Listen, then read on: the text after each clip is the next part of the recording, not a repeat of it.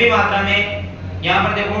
दोने का सोडा, सभी को सूत्र याद होगा इसका, 10H2O जुड़े रहते हैं Na2CO3 के साथ में, है ना। अब इसमें अपन कुछ मात्रा में मिलाते हैं इसको, यानी कि मैंने यदि 2 ग्राम मिलाया इसमें, तो पहले जो जल का द्रव्यमान था उसमें 2 ग्राम की वर्दी मिलेगी अपने को, यानी कि जितना अभिकारक ले रखा था, अभिकारक के रूप में एक तो अपन ने धावन सोडा लिया, दूसरा क्या लिया, जल की मात्रा ली, यानी कि जल की मात्रा और धावन सोडे को जब मिलाया तो अपने पास विलयन प्राप्त हुआ, और उस विलयन की मात्रा उन दोनों के द्रव्यमान के बराबर थी। अब इससे ये स्पष्ट हो रहा है कि अभिकारक जितनी मात्रा में ले रहे हैं ना, उत्पाद उतनी मात्रा में बन रहा है, और इसे द्रव्यमान संरक्षण का नियम कहा गया है। अब इन्होंने पहले ये कहा, एंटोनी लेवासियर ने सबसे पहले प्रेरणा ये मिली कि कोई भी तत्व होता है, तत्वों से मिलकर क्या बनता है, यौगिक बनता है। अब यानी कि अपन ने द्रव्यमान संरक्षण के नियम में क्या ढूंढना है, द्रव्यमान। अब किसी तत्व का द्रव्यमान होता है कुछ ना कुछ, जैसे अपने को पता है कि ऑक्सीजन का 16 होता है, कार्बन का 12 होता है, तो उन्होंने वो जो द्रव्यमान में लिया जाता है उसकी मात्रा का निर्धारण किया, और किसी भी जो यौगिक अभिकारक में काम में लिया